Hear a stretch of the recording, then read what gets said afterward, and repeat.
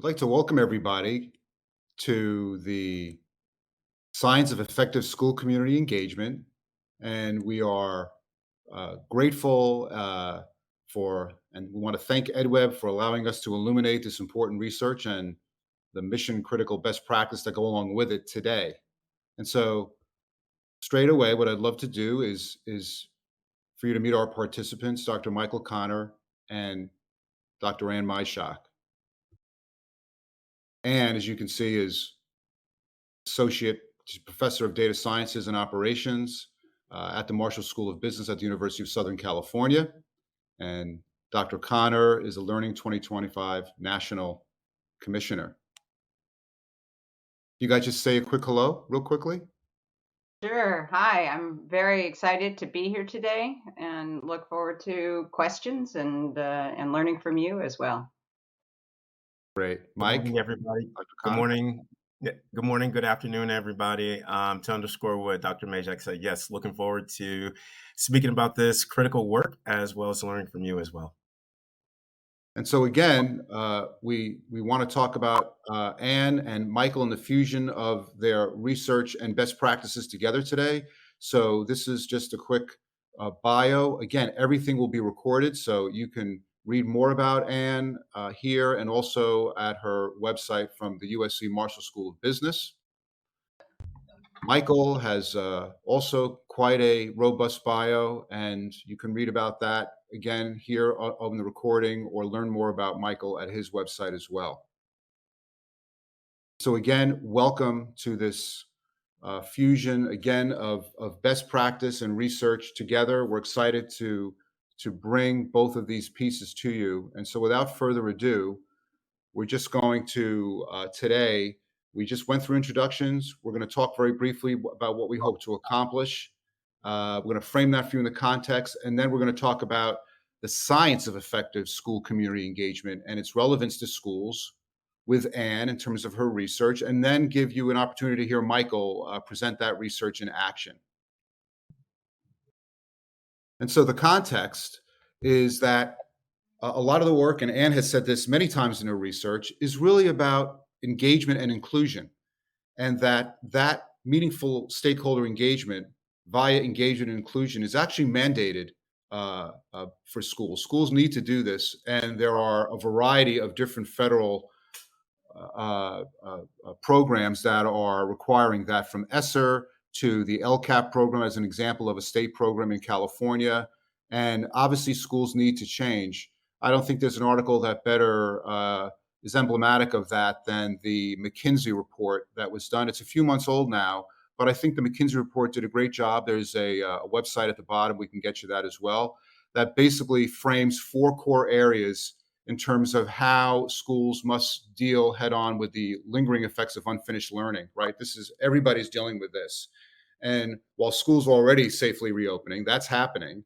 And schools are now grappling with how best to re-engage students and re-enroll them in effective learning environments, as well as to help get support for the students that are still have unfinished learning needs. Those all are critical issues. The fourth one is also an issue where schools are going to need to think about how they can redesign and how can they reimagine post-pandemic, and even as we get through the tail end of this current pandemic for the long term. That's where this work around meaningful stakeholder engagement comes in, and we think it's directly applicable to the work that you all need to do. And so we're going to start off by, as I said, getting into the research. And I think this is a really good place to start. And I think the most important thing is that we basically need to start with the research base. And the fact is that the person who has had this foundational role in the formulation of this research over the last 25 years is Ann Myshak. And so what we're doing right now is showing everyone a snapshot of Ann's work.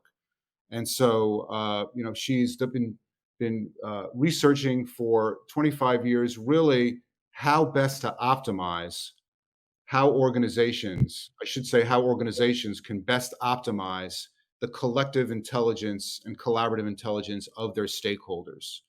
And so it's been great to work with Anne to hear about, again, and learn from her research, and then how to really distill that into best practice.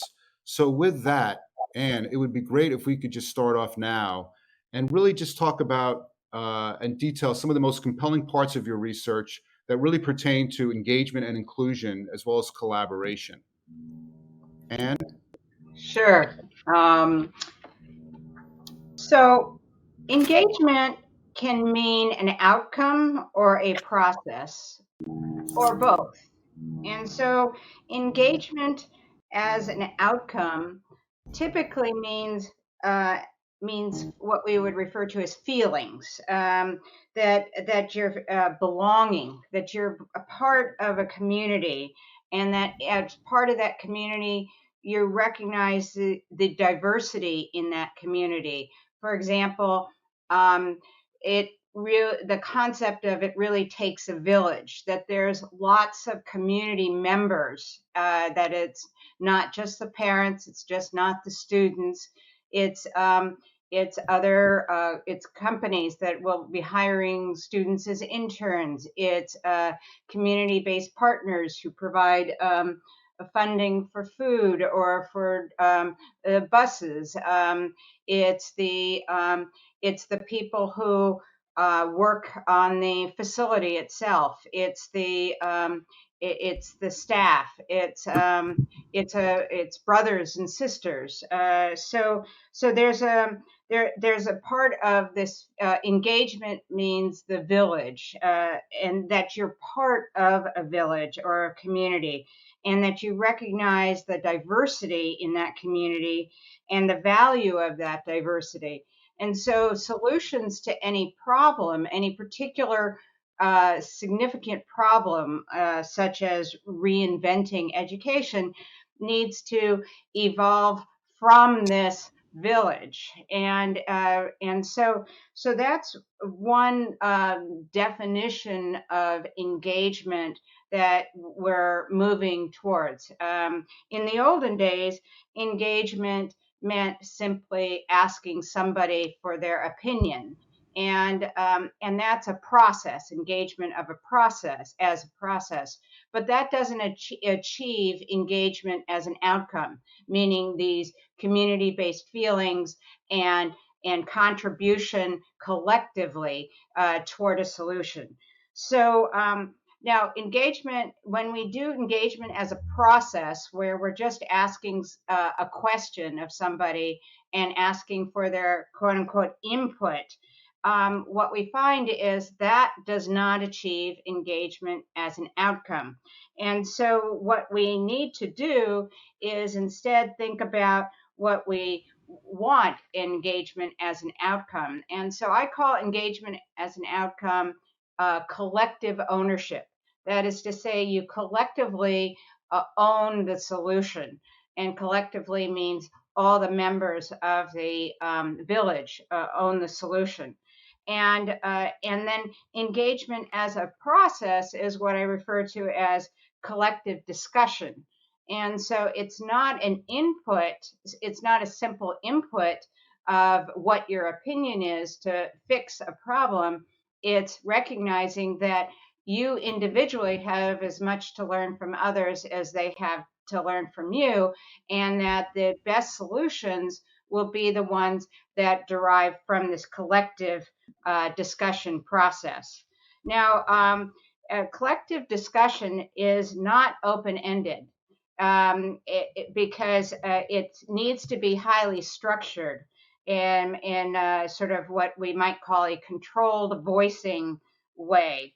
And so the typical way of looking at stakeholder engagement in the past, as you can see, is what we would call uncontrolled voicing, town hall school meetings, or some groups of what I might call protest groups or flash mobs, or people who are uncomfortable with something and get together a small group of people to let's say protest something. And that's what we would call uncontrolled voicing.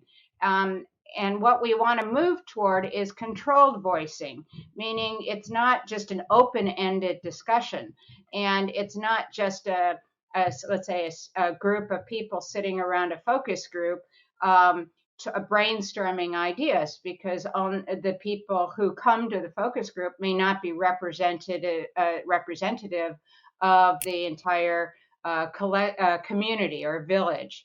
And so what I did in my research is move toward this notion that's where stakeholders engage in an online process of controlled discussion, where we've given them guardrails or guidelines for how to have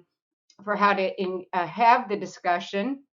We wall off the white noise and the vitriol, and we replace all that with constructive, productive, empowering ideation and learning from each other. So the first step in this controlled discussion is recognizing that you want people, you want your stakeholders engaged in strategic settings. So you ask them questions that are strategically based, what we call wicked problems, meaning that there is no one single simple solution. And so instead of, let's say, asking them to name, or you could ask stakeholders to name, let's say, the facility and let's say a new building, and that's fine. And maybe the old way of doing that would be okay, where you just vote, for the most popular name of the building. But that is not what is meant by to redefine or rethink education. And any of the components of redefining or rethinking education is much more what we call strategic. And so in those kinds of settings, then once you realize that you're doing controlled voicing, the first step is to make sure you've invited the entire village to participate. The second step is to begin these guardrails, that is, say, structure the discussion for these guardrails. And the guardrails are things like where you have the group, all the stakeholders involved in first appreciating the diversity of opinions. And so instead of opinions in terms of solutions, you first have them focus on opinions in terms of their knowledge about the problem or the strategy. And so if you're trying to have them rethink, let's say, education, you ask them to share online openly, what has been some of their experiences with the educational context, and then other people riff off of that, and then you ask them you move them toward what we call paradoxes, which is recognizing that there are multiple objectives which on the surface don't seem to be achievable at the same time. And once those paradoxes surface from the collective, then you focus people on solving those paradoxes. That is to say, you elevate their brains to be thinking about how do we really take this paradox and come up with a solution that helps to solve that. And in that way, you're not simply asking people for their immediate solution ideas, because they can throw those into the discussion, but that doesn't get you very far, because you typically only learn what you already knew. So this process, what we found is we did an experiment where we had 1,000 participants distributed over several engagements, these collective engagement processes. And we found that if any of you are knowledgeable about statistics, we found that the ideas that were generated by the old way, meaning the simply asking them for via survey, what their ideas were, versus this new way of this collective discussion, collective engagement, and collective ownership. We found that the new way generated much more innovative, implementable, and useful solutions. And so, given all that, what we turn to next is an example of how Michael has been able to accomplish this process. And so the to keep your mind focused on this process, we provide sort of our six prongs of collective discussion and collective ownership for engagement. And the first is that, to summarize, is that we want to simply make sure that collaboration is cultivated rather than individual thoughts. So a collaborative discussion. This is done over a very short period of time. We've usually done it within a 3-day period. That the knowledge that's being shared about the problem is as diverse as possible. And by diverse, we don't mean superficial diversity. We mean, that every individual is diverse from every other individual. And so then they share. That this helps to recognize that any solution that works today may need to be changed over time. And once the community has this, as one of the attendees spoke about collective efficacy, John Hattie's collective efficacy approach, that's what's meant by it being more agile and resilient. It also tends to provoke more trust and transparency, because how the solution evolves, how the solutions evolve, is easily traceable on the online discussions. And so there's none of this suspicion about, well, who put in what information, because it's all known. Now, I have a preference for anonymity in these online discussions, because what we find is with anonymity, there's none of the social cues that might downplay the importance of one person over another in the discussion. And so in the discussion, the focus is exclusively on the content that's being shared, not on who is sharing it. And what we find is you get the collective ownership. You can sometimes we refer to that as boosting morale, but you do get more of a collective ownership around it, around the outcomes, around the solutions that are suggested. And then, as we were able to demonstrate, is the more creative ideas. So on that note, I'd like to turn it over to Michael. Yeah, so we're going to get to Michael. Thanks, Anne. Again, I think it's the knowledge sharing and the ability to foster collaboration instead of just one-dimensional engagement. I think that was the key that you were talking about. I think those outcomes really manifest and show discreetly what people can expect from this work. And now, to your point, Michael, it would be great, Dr. Connor, if you can now show how we've utilized Anne's research and turned it into action. So the floor is yours. Thank you, Evan and Dr. Majak. It's always a pleasure to present with you. I learn so much every time I hang around you, Dr. Majak. But to put this in context, and the amazing research and literature that was compiled by Dr. Majak and her work really can be underscored in a traditional model, which we want to be able to move out to. But how do we now start reimagining and redefining what that looks like? And that's why I like to always put it in a polarity context, science and art. The scientific piece of it, where there needs to be strategic intent to it. And then the art is what Dr. Majak was talking about, the agility, adaptation, diversity of ideas to be able to come up with us as a collective entity to be able to solve the problem. So some of these steps, right, and we're going to get into how do you turn this research into practice. One improvement science, right? Improvement research. You want to be able to test the research. You want to be able to experiment.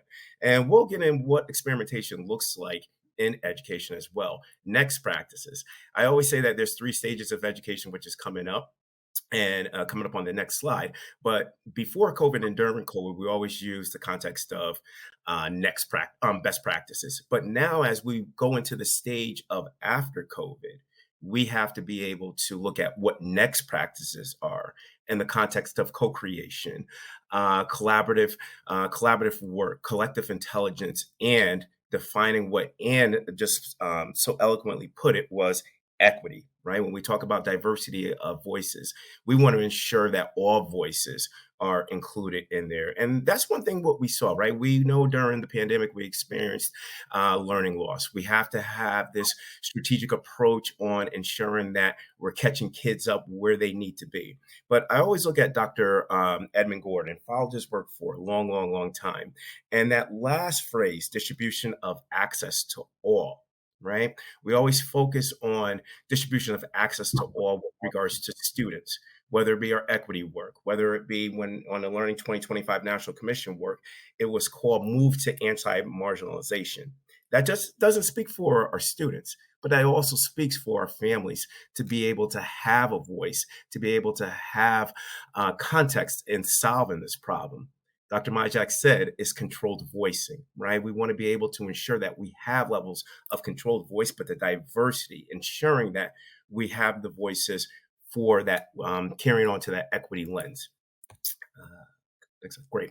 Now, the 3 stages of education before COVID, during COVID, and after COVID, right? We also saw this transition go from whole child to whole school to whole community. So the question becomes now, how do we incorporate the whole community as we're moving into this after COVID stage with this reciprocal process of change management and community-based innovation? Controlled voicing, right? Really, really love that. Just learned that today. But that reciprocal process of now the community is involved in this change management continuous improvement process, but they are a part of the solution. They are bringing ideologies and the diversity of perspectives into the conversation because, a lot of the time we have what I like to call dynamic expertise, right? Domain expertise is specific technical expertise in an area, right? And usually we want to be able to surround ourselves with people that are the same comfort level, right? But when you have 6, 7, 20, 40 perspectives that are the same, you're not going to change the model. You're not going to have broader impact. That's why the divergent conversations, the divergent group always come up with multiple ideas. So now we can iterate, we can ideate with intentionality. And that's why I said the business problem now as we move to the after COVID stage is innovation and equity. Now, how do we create this conglomerate where we're actually using a platform, right? A digital platform that can be able to reach? Because let's be honest, some of our families, they are scared to go in schools because they had personal bad experiences. So when we say traditional PTO meetings is going to be here or traditional community meetings will be here, individuals will not speak up because they're scared to speak. But now using a platform that we're reaching out to everybody, we're able to now have voices, the diversity within the community. That's why I call it the disruptive equity framework, right? When we look at the whole community, we have to be able to ensure when we create this controlled voicing environment with strategic intent to solve a problem with diversity of perspectives, we have to make sure that equity is always grounded in it. Is our problem going to be addressing the opportunity gap, the preparation gap, the belief gap? The belief gap is huge. That's mindset, right? And also the quality gap. So now that we have a tool, a platform, disruptive technology to move into the after COVID stage and to challenge the incumbent or the legacy model, that paradox that Dr. Majak was talking about, we have to be able to now have voices to be able to reimagine. It can't be your traditional bureaucratic approach top down, but it has to be grassroots, bottom up. where we are using the voices to be able to design our system.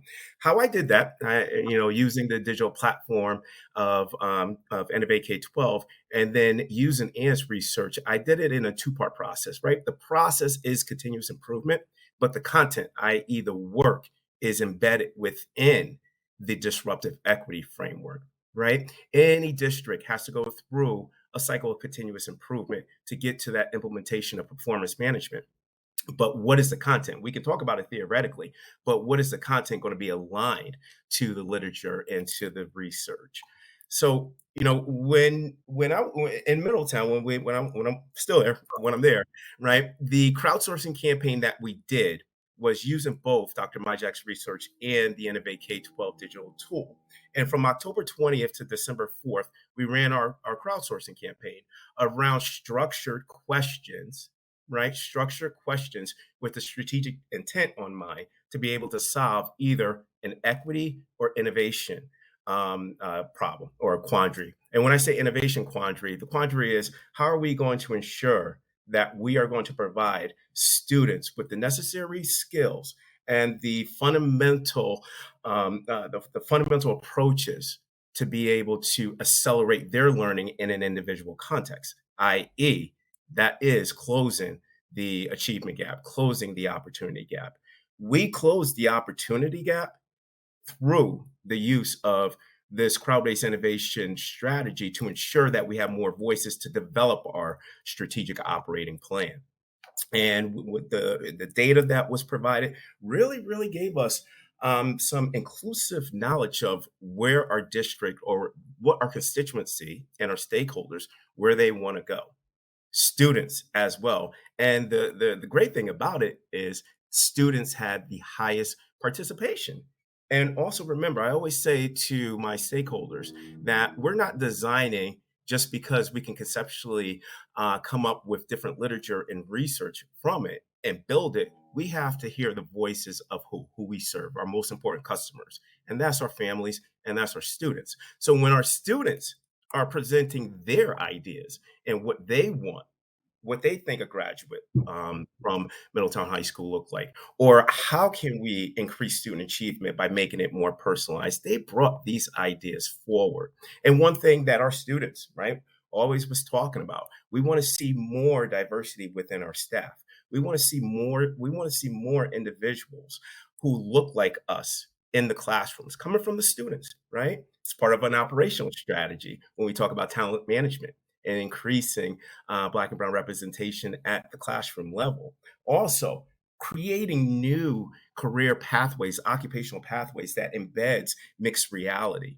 How do we get that idea? We got the idea from our students, our business partners who was participating in this, right? The whole crowdsource or crowd-based innovation approach is about getting voices from different threads of the ecosystem. And this was some of the data that was shared with us. Number one was the career pathways, which I'm happy to report we have designed that. We're going to continue to expand on that. But the career pathways, we asked the students said, we want to focus on what the economic demand is going to be in 10 years.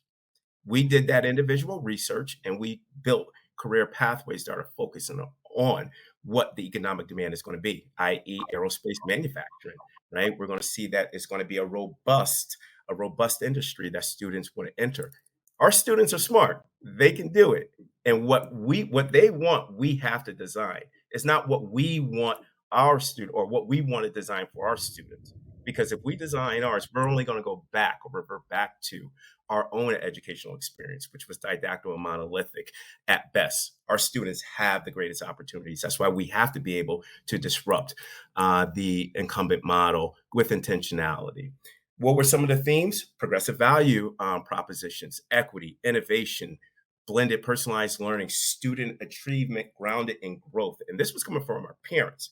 Standardized testing, yes, it's important, but it doesn't identify a student's skill set, or it doesn't identify how a student is growing within a specific content area, moving away from a proficiency model to a growth model. Our parents want the Carnegie unit disrupted. Our parents want a grading system that's not on a traditional A, B, C letter grade, right? Because my A could be different from Dr. Majak's A, could be different from Evan's A. That's why we have to personalize it for growth. High school disruption, I just gave you a talk about.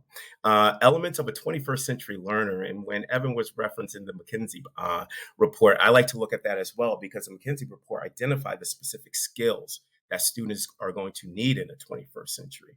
And also differentiated professional learning processes. Our teachers articulated that we don't want the same traditional quote unquote stand and deliver professional learning, but they want to be able to engage in individualized personalized professional learning that actually targets their own individual growth, and where the principal or instructional leader is acting as a co-partner with this development process. Again, emulates the trajectory of students and teachers as well. SEL, mental health, we know that our students, right? Our students identified this. 100% of the students said the top priority as we go back in during the whole strategic planning process was to develop or strengthen SEL, mental health, trauma services, specifically racial trauma, right? Because what we found out within our crowdsourcing campaign was that the students that actually needed the most, right, from a data standpoint, was our Black and Brown students. And when you look deeper into the data, it was our high propensity of what students that are living in poverty. That analysis would not have come out unless the collective ecosystem, the collective intelligence, right, did not identify that. And then we moved into a co-construction phase through the strategic operating plan. Student voice and empowerment, and getting rid of the industrial model, the legacy model, specifically systems that are embedded with that as well. We went to our strategic planning process, and as we went through the strategic planning process, senior management team members, central office members, and our strategic planning team that also included community members, common council members, students, of part of the process, because again, this is more of a controlled voice looking at how are we going to solve the business problems right now within our organization, within the actual business model itself, to prepare our students 5-10 years down the road. And that's why it's a very, very aggressive plan that incorporates AI, that incorporates machine learning, disruption of the model and the grading system as well. Again, major components were developed from the feedback. Again, and milestones. When milestones are identified, we always share back with the community, because why? They are a part of the strategy. This is not a central office strategy or a superintendent strategy. This is the collective intelligence of the community, of our ecosystem strategy. So when we celebrate, or when our students grow, guess what? We all grow. We celebrate. That's the process of this whole crowd-based innovation.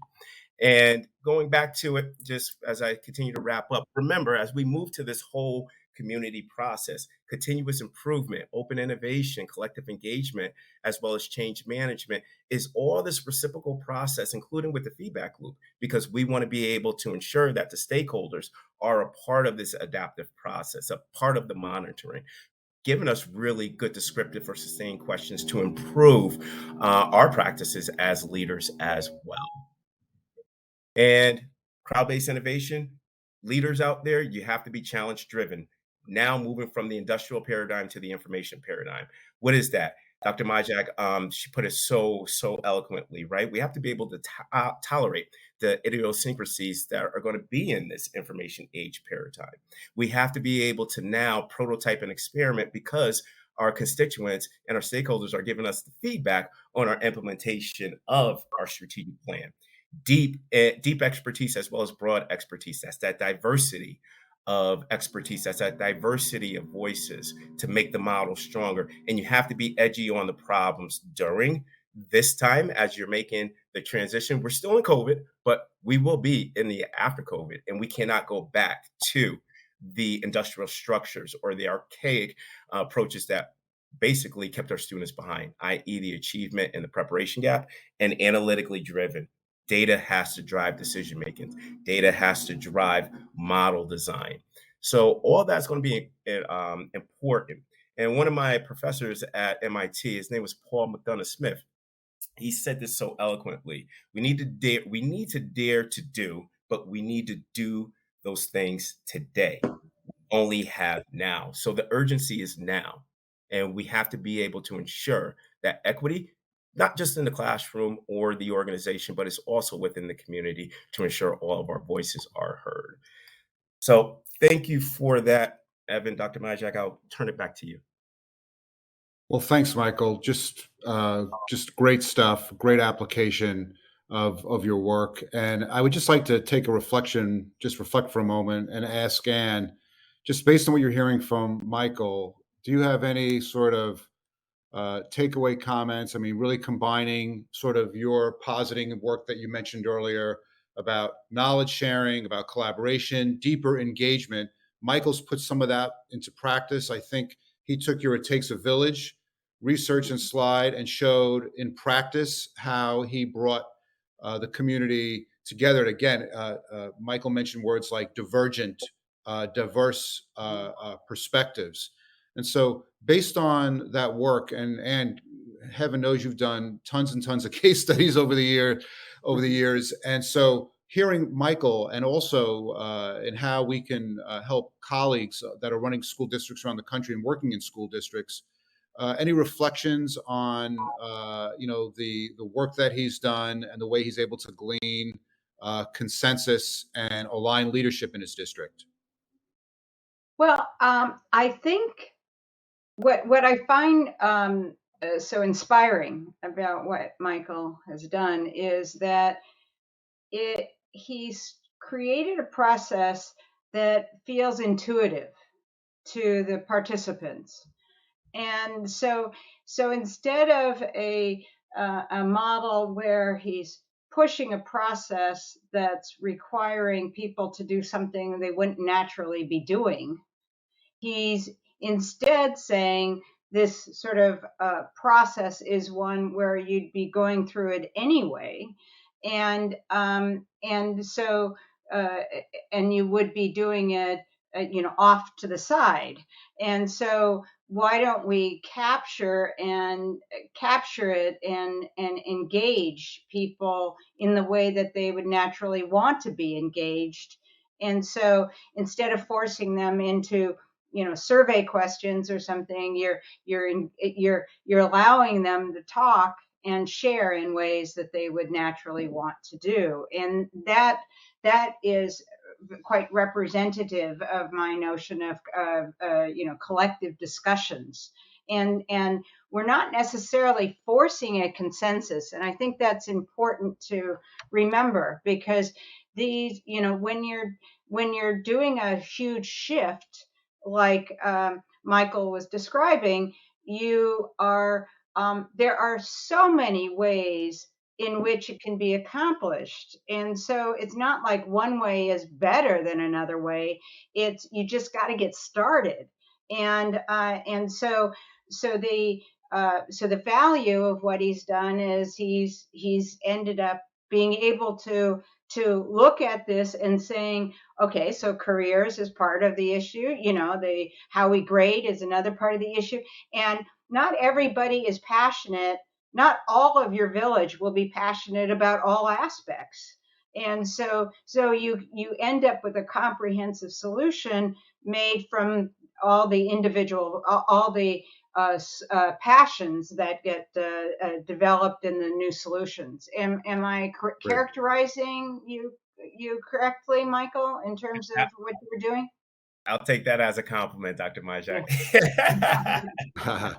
So we have some good questions forming in the chat. So I want to get right to those. I just wanted to put a capper on it there and get your reflection. And so we have a question, and this is so appropriate for where we are today. And I'd love for you both to answer. Michael, Dr. Connor, you first, which is the question is, do you have any thoughts on how to build trust in a parent community that has been disappointed in the past and does not trust educators as a whole? That's sort of, I think, the question of the moment. And Michael first, and then Anne, I would love to hear your comments. Yeah. So, this has been a really challenging and arduous environment for educators. We all know that. A lot of, I'm hearing mistrust within education in the same sentence. I think what we have to do is leaders have to be out there more, have to engage with our constituency, have to engage with the stakeholders, listen to what their concerns are. I always, I like to say this to superintendents across the country as well. Just keep quiet. I know we like to talk, but just keep quiet and listen. And as you listen and you act on what your constituency wants and needs are, then you start building trust up, because trust, you have to earn trust, right? And in order to earn trust moving into the after COVID stage, I believe you have to be visible more. You have to be in schools, classrooms more, engaging in the community, engaging with your parents, engaging with your students, riding the bus, knowing that now, okay, I see this leader or I see this educator being a part of the community, being a part of the solution, being a part of the education quandary that we're facing and that we're going to be moving in the after COVID stage. So, in order to establish trust, you have to be able to engage with the people more. So, So Ann, Michael, hold on, okay, Ann, one yeah, thing. I just want to hedge. I want to hedge. yeah. This is really important. And I'm going to ask you, and then I'm going to let you comment. The hedge is that the byproduct that you talk about all the time is stakeholder empowerment and building trust. We really didn't talk too much about that. We talked about the dynamicism of the ideas and the knowledge sharing, et cetera.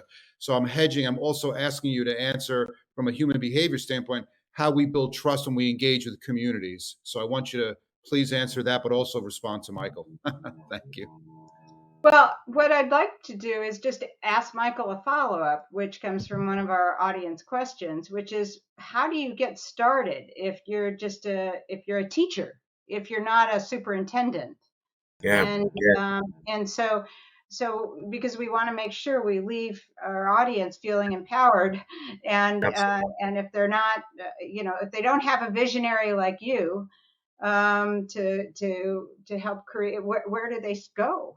Yeah, yeah. For me to establish trust in the classroom, first, you got to establish trust with your kids. You got to love your kids, Yeah. love your kids, and then when you go, you have your kids, start to love the family as well. Incorporate the family. I mean, this digital platform and with Innovate K-12, I think that can be implemented where now you can have continuous feedback or engaging in parents and parent dialogue as well, ensuring that some of you might have Class Dojo or use Class Dojo, just constant talking. But from a sense, you want to be able just to get in, love your kids, love your families, get immersed in the community.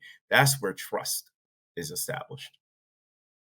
Perfect. And so, Anne, just if you could address that trust piece on from a research standpoint, just again, like how, just real quickly, provoking trust comes with the process. I just want if you could just touch on that, and then we have another really Yeah. great question. Sure, it's the transparency that's critical, Mhm. and so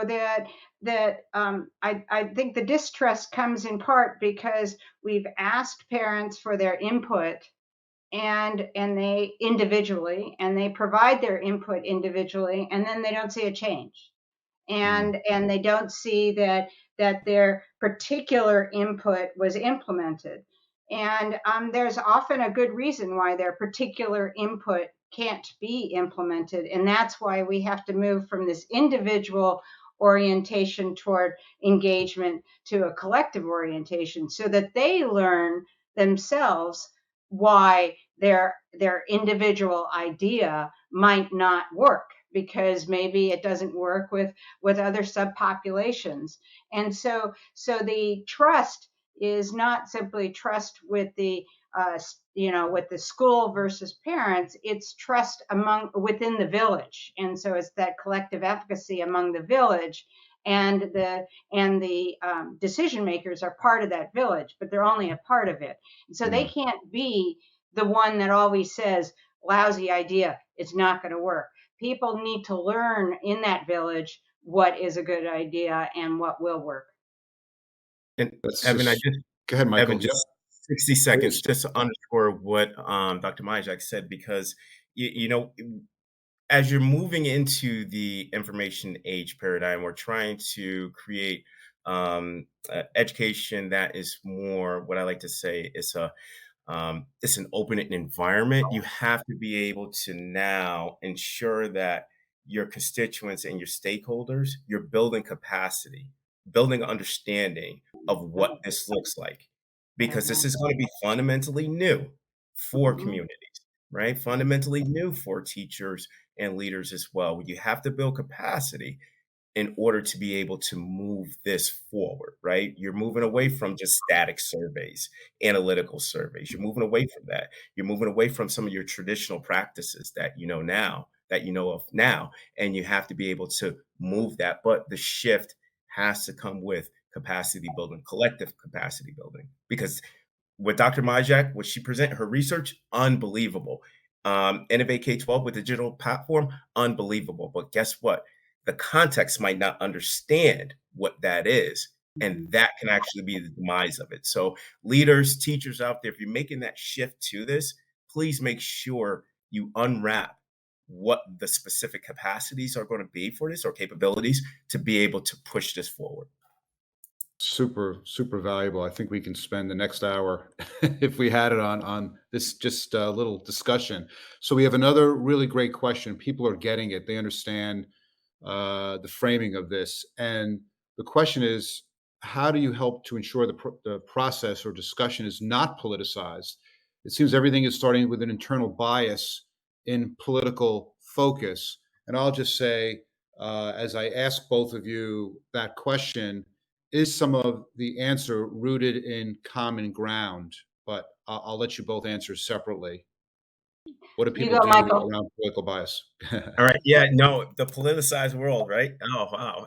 There's no politicized world in education. But I think that in order to eliminate the politics, and Evan, you know where I'm going to go with this, right? Analytics and data. Analytics and data, and then you can actually ask the specific questions, the insights, make specific inferences that is obsolete of politics. I always say that, one of the most contentious discussions within education right now is racial equity, right? But you can underscore racial equity in the conversation by using data, going deep in the analytics, and actually going down to what those specific subsets and segments of students of going on, what's going on with them. So we know that there's an achievement gap. We know that we need to be able to have well-rounded discussions around equity and everything, but that's contentious in education. So bring in the data. Can't argue with analytics, and analytics will keep that political noise out. But I'm going with data and analytics. That's my safe go-to, Evan and Dr. Majak in this. And what Well, I think clearly data analytics are important. What I'm going to focus on for the next minute is a comment that another somebody said under messages is, well, this is all fine, or I'm paraphrasing, this is all fine, but where do you get the time? And people are already overwhelmed with what they have to do. And so my view is that this much of the politicizing comes from from people from a village that does not yet have that capacity. That is to say, they need to develop that capacity. And so the schools are being required in some sense to do too much. And so that needs to be better distributed among the village. Now, the people aren't going to sign up for things, but what you find is that when you create this new context, people organically begin to see where they can contribute. And so let's say somebody, a parent, may like to do research, and so research meaning internet research, and so maybe willing to spend a few extra moments finding like McKinsey reports and then putting them up on the discussion thread and summarizing them so other people can learn. So it's not like we're saying that the schools have to come up with all the data, and that there is going to be some moderation. Some of you may be familiar with some community platforms like Nextdoor, where there's moderators who come in and keep close watch, so that if somebody says certain words or certain inappropriate pictures, those are immediately pulled down. So we do a lot of cultivating of the village, and so the concept is never that somebody who runs a challenge is off by themselves. That's sort of that's a large part of what Innovate K-12 does, is to support when the challenge happens, and so can provide the moderation, can provide the staff to make that happen. And so in the long run, the concept here is that it would take less time for the teacher, because people will be part of this village on the discussions and sign up for things, which is what we've seen repeatedly in every single one of our challenges. That's great. I'm going to ask a practical question, because someone basically said, "Hey, how do we get access to this online engagement process?" So, Dr. Connor, Michael, I'll just ask you, just from your experience, how did you quickly? I mean, the bottom line is it's a very quick process. We can move very quickly once we ascertain your objectives, what you're seeking to accomplish, what do you want to learn from your respective stakeholders and community. But again, I would ask the customer, Michael, how'd you get onboarded quickly? What was the process that allowed you to quickly get moving? Yeah, so the pretext that I had was, during my Harvard experience, one of my teachers, Kareem Lakhani, was talking about crowdsourcing, right? And the whole crowdsourcing piece, I was like, I've never seen that in education. So I was seeking of where I can find a platform that will be able to integrate crowdsourcing into education. So Innovate K-12. And because I had that pretext, the conversations were lucid. The lexicon was the same in the context of how we were defining what were going to be the business problems that we wanted to be able to explore. But more importantly, as we develop our strategic planning process, how we can engage all stakeholders within the ecosystem to have a voice and ground in the plan. So that's why I said a few minutes ago that you have to build capacity, because one of my creative tensions that we had was a lot of people were so used to static surveys that it was hard to make that transition to crowd-based innovation, underscoring a digital platform and a solution. So as classrooms, teachers, leaders are starting to make their digital transformation to incorporate their digital strategy around designing a new business model essentially in education, you have to incorporate this. This is going to be in 10 years crowdsourcing or crowd-based innovation. I should say no. Matter of fact, because COVID pushed us forward in this, I'll say in 3 years, crowd-based and open based innovation will be a part of the education vernacular. That's why we have to be able to make this strategic transition now. Perfect. And any last summarizing thoughts, Dr. Connor, just in terms of the top 3 takeaways you'd like to leave people with as we're wrapping up? We have a person who says, this is a different level of intimacy out of the traditional comfort zones. And yes and no. I mean, for example, in one of our challenges, crowdsourcing challenges, we were simply asking a company customer representatives to talk about their experiences serving their customers, and were there new products that needed to be developed. And so it's not necessarily an intimate knowledge. It's recognizing that your experiences are incredibly valuable for other people to know about. And so that's the, that we as a village don't simply want solutions. We as a village need to understand the village, need to understand the experiences that people have if we're going to be able to develop that capacity. So yes, that's intimate, but we don't have to. We can stay focused on what the challenge needs to be.